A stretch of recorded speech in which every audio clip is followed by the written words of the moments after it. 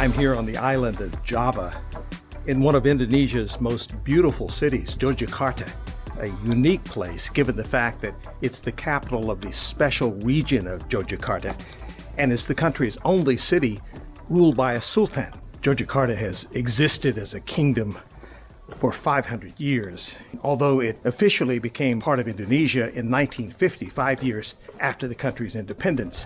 It continues to enjoy semi-autonomous status. Yogyakarta has been and continues to be a center for Javanese arts and culture, as well as a major educational center. I arrived here by plane from Sumatra to the new international airport about an hour to 90 minutes west of the city, depending on traffic. That is, if you bother to take a rideshare or a taxi. The better idea is to walk past the cabbies and hop aboard a commuter train that will deliver you from the airport to downtown in 39 minutes or less for the royal sum of 20,000 rupiah, about $1.33 US. This neighborhood where I'm staying is very close to the royal palace, which of course I'll show you. Historically, it's a neighborhood where multiple generations of families in service to the sultan have lived, including the original owners of the house where I'm staying. In fact, my kind host tells me that my room was once the kitchen. My homestay, the Patio Yogyakarta, is a lovely Dutch colonial-era house built in the early 20th century, fronting an alley street, as many houses here are. Besides being charming, it's a haven for peace and quiet. The city has 500,000 people and a metro area of more than 2 million, but you don't sense that. Yogyakarta has a kind of serene vibe like few places I've seen for a city of its size, which is one of the reasons I wanted to come here for a second time.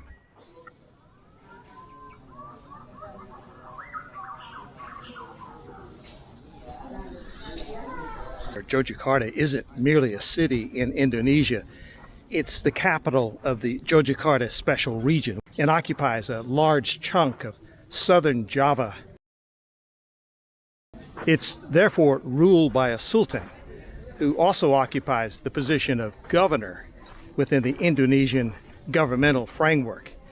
And it so happens that the current sultan has decreed that when he dies or steps aside, his successor will be his daughter, which will be a first in the centuries-old succession of the sultanate. Since the 1750s, when the current sultanate began, there's been a palace, or kraton in Indonesian, on this spot. And of course, it is still home to the royal family, not merely a ceremonial center or a museum set. During colonial times, the royal family negotiated its autonomy by contract with the Dutch. And although Indonesia became independent in 1945, the sultanate didn't officially become part of the new country until 1950. However, its joining Indonesia was not under compulsion. In fact, had it not been for the support of the sultanate during and immediately after World War II, the nation of Indonesia probably would not have gained independence at that point. The buildings here are in traditional Javanese style, often called joglo, with closed-in and open-air buildings decorated with plant, animal, and nature motifs. And of course, the distinguishing feature are the trapezoidal roofs that are covered in red, gray tiles supported by colorfully decorated pillars. This palace is old, but little remains from its original construction in the 1750s. That's because the British attacked and heavily damaged it in 1812 while briefly wresting control of Java from the Dutch. A great earthquake in 1876 destroyed much of what was left. What you see here was mostly rebuilt by the Sultan, who ruled between 1921 and the start of World War II. Architecturally speaking, the most important part of this palace grounds is off limits to the public, and that's to be expected because that portion of the palace grounds is where the royal family continues to live. pada promotion ya, maybe in your country.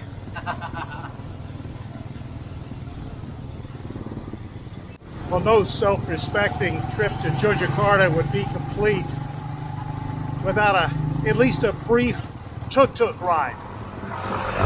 And I'm taking a brief one now to get from the Royal Palace to what's referred to as the Water Palace.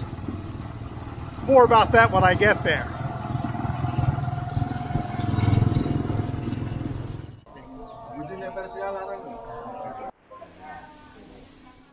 Tourists refer to this place as the Taman Sari Water Castle, or just the Water Castle.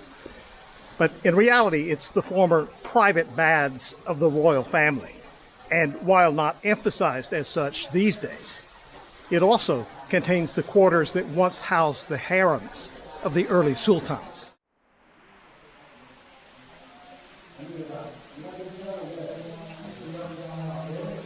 Javanese tourism officials would probably shriek at the thought, but if you know the history of this place, I'm imagining it as a 1700s version of the Playboy Mansion, minus the poolside cocktails, of course.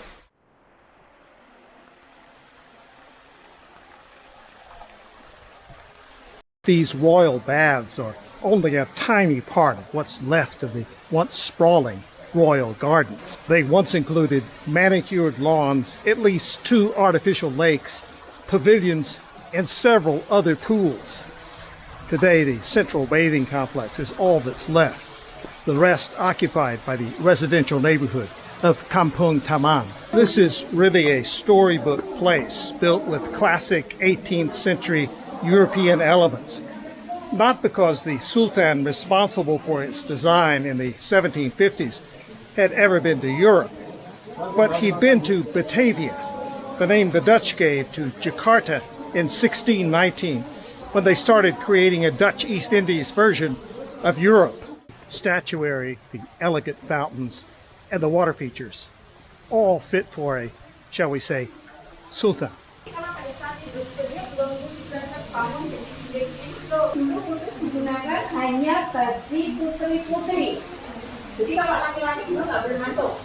Pause anywhere and you'll wind up part of a tour group, even if you don't understand what's being said. My go-to nighttime place in Yogyakarta is Okid, a nice little restaurant in the neighborhood where I'm staying, where the people are friendly, the grub is filling, and the ice cream had best be quickly eaten before it melts. It's also a front row seat to Javanese youth culture. Well-mannered, fun-loving teenagers, girls on one side of the table, boys on the other, all having a good time.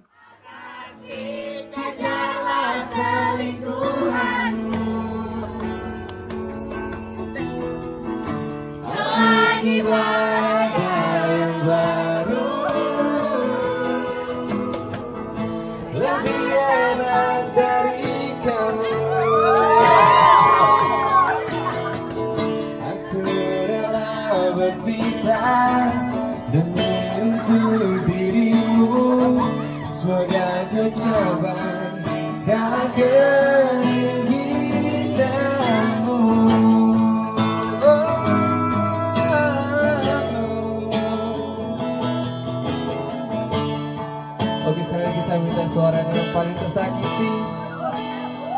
Segala keinginanku. Oke, tepuk tangan dong buat kita semuanya.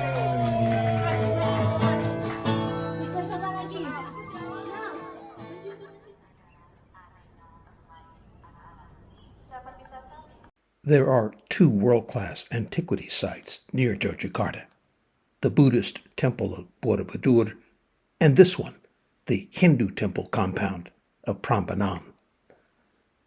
Prambanan is stunning, with tall spires that seem to spring up out of the landscape, giving the place a mystical air. This is not a single temple, but a temple complex. It was constructed in the 800s CE to honor the Hindu destroyer god Shiva, even though there are temples here venerating the Hindu creator god Brahma and the preserver god Vishnu. As impressive as this place is, what you see here is only a small part of what was here originally.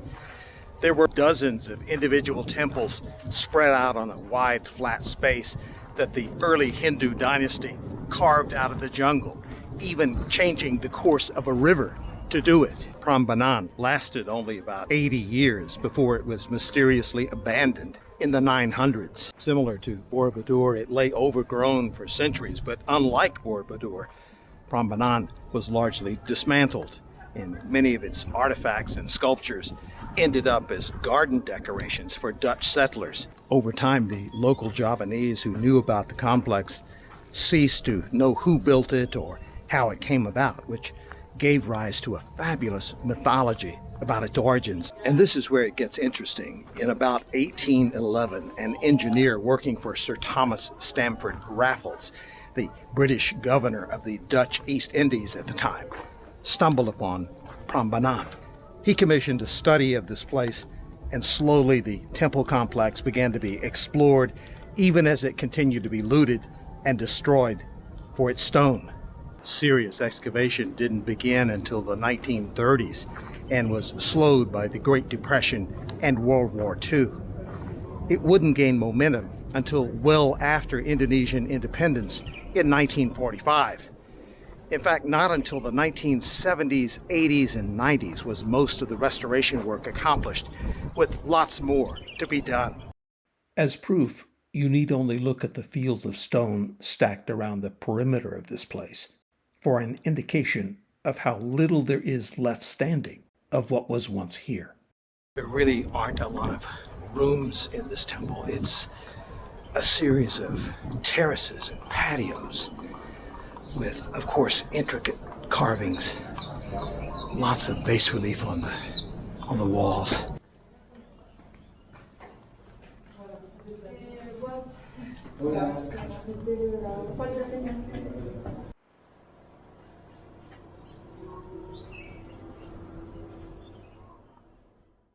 It's very windy here today.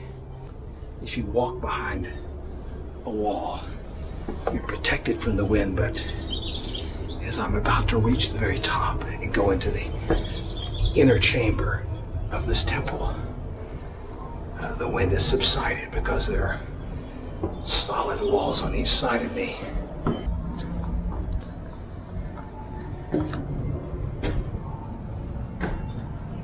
You probably can't see much of anything without the light in the background because it is dark in here. There is a small space to walk around in, and of course you see immediately behind me is the sacred image at the very top in this chamber. When I arrived here, it was the heat of the afternoon, and now that the sun is quickly fading, there still is a breeze, and it's very comfortable, very cool.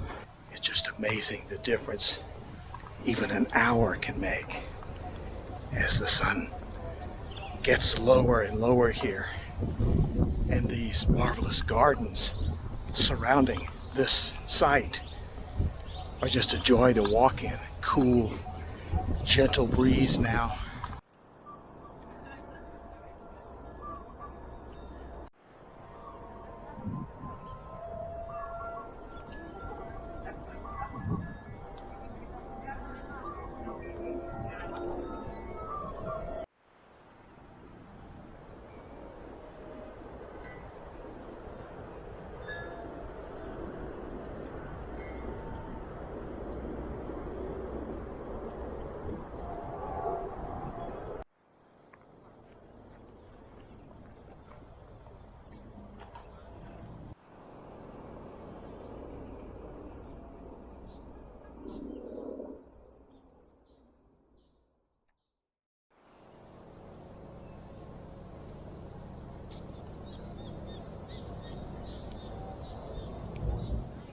Well, this is a bittersweet exit from this spectacular place. You can see the sunset behind me as I walk away. In most tourist brochures, you see sunset being promoted as the best time of day to come here, which is probably true. So few people are doing it that it's quite amazing to me.